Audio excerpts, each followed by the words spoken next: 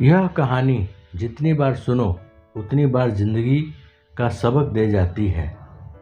जीवन के 20 साल हवा की तरह उड़ गए। फिर शुरू हुई नौकरी की खोज। यह नहीं वह, दूर नहीं पास। ऐसा करते करते 2-3 नौकरियां छोड़ते हुए एक तय हुई। थोड़ी स्थिरता की शुरुआत हुई। फिर हाथ आया पहली तनख्वाह का चेक। वह बैंक में जमा हुआ और शुरू हुआ अकाउंट में जमा होने वाले शून्य का अंतहीन खेल।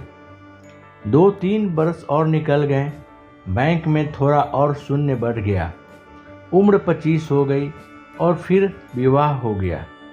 जीवन की राम कहानी शुरू हो गई। शुरू के 1-2 साल नरम, गुलाबी, रसीले, सपनीले गुजरे। हाथों में हाथ डालकर घूमना, रंग बिरंगे सपने, पर ये दिन जल्दी ही उड़ गए। और फिर बच्चे के आने की आहट हुई। वर्ष भर में पालना झूलने लगा। अब सारा ध्यान बच्चे पर केंद्रित हो गया। उठना बैठना, खाना पीना, लाड दुलार। समय कैसे फटाफट निकल गया पता ही नहीं चला। इस बीच कब मेरा हाथ उसके हाथ से निकल गया, बातें करना, घूमना फिरना कब बंद हो गया, दोनों को पता ही नहीं चला। बच्चा बड़ा होता गया, वो बच्चों में व्यस्त हो गई, मैं अपने काम में। घर और गाड़ी की किस्त, बच्चे की जिम्मेदारी, शिक्षा और भविष्य की सुविधा, और साथ ही बैंक में शून्य बढ़ने की चिंता।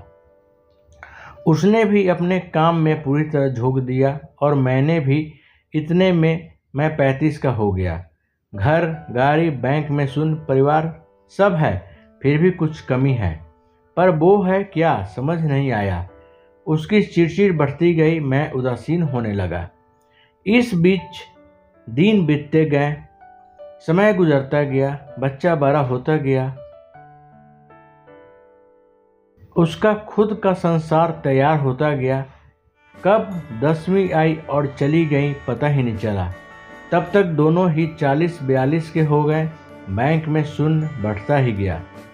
एक क्षण में मुझे वो गुजरे दिन याद आए और मौका देखकर उससे कहा, अरे जरा यहाँ आओ, पास बैठो, चलो हाथ में हाथ डालकर कहीं घूम के आते हैं। उसने अजीब नज़रों से मुझे देखा और कहा कि तुम्हें कुछ भी सूझता है? यहाँ ढेर सारा काम पड़ा है, तुम्हें बातों की सूझ रही है। कब्र में पल्लू खोस वह निकल गई। तो फिर आया 45वां साल। आंखों पर चश्मा लग गया, बाल काला रंग छोड़ने लगे, दिमाग में कुछ उलझने शुरू हो गई। बेटा उधर कॉलेज में था, इधर बैंक में शून्य बढ़ रहे थे। देखते ही देखते उसका कॉलेज खत्म। वह अपने पैरों पे खड़ा हो गया, उसके पंख फूटे और उड़ गया परदेश। उसके बालों का काला रंग भी उड़ने लगा, कभी कभी दिमाग साथ छोड़ने लगा। उसे चश्मा भी लग गया। मैं खुद बूढ़ा हो गया, वो भी उम्रदराज लगने लगी। दोनों 55 से 60 की ओर बढ़ने लगे। बैंक के शून्य की कोई खबर नहीं। बाहर जाने के कार्यक्रम बंद होने लगे। अब तो गोली दवाइयों के दिन और समय निश्चित होने लगे। बच्चे बड़े होंगे तब हम साथ रहेंगे सोचकर किया गया घर अब बोझ लगने लगा। बच्चे कब वापस आएंगे, यही सोचते सोचते बाकी के दिन गुजरने लगे। एक दिन यूं ही सोफे पे बैठा ठंडी हवा का आनंद ले रहा था। वो दिया बाती कर रहे थे, तभी फ़ोन की घंटी बजी। लपक के फ़ोन उठाया। दूसरी तरफ बेटा था, जिसने कहा कि उसने शादी कर ली और अब परदेश में ही रहेगा।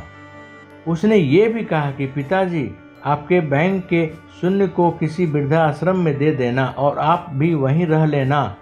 कुछ और औपचारिक बातें कहकर बेटे ने फ़ोन रख दिया। मैं पुनः सोफे पर आकर बैठ गया। उसकी भी दिया बाती खत्म होने वाली ही थी। मैंने उसे आवाज़ दी, चलो आज फिर हाथों में हाथ लेके बात करते हैं। वो तुरंत बोली, अभी आई। मुझे विश्वास नहीं हुआ। चेहरा खुशी से चमक उठा, आंखें भर आई। आंखों से आंसू गिरने लगे और गाल भीग गए।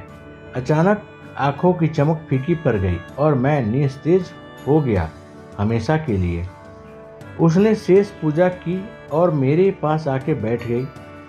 बोलो, क्या बोल रहे थे, पूछी, लेकिन मैंने कुछ नहीं कहा। उसने मेरे शरीर को छू कर देखा। शरीर बिल्कुल ठंडा पड़ गया था। मैं उसकी ओर एकटक देख रहा था।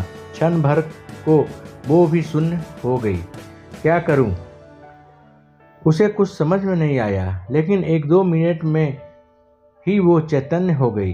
धीरे से उठी, पूजा घर में गई, एक अगरबत्ती ली, ईश्वर को प्रणाम किया और फिर से आके सोफे पे बैठ गई।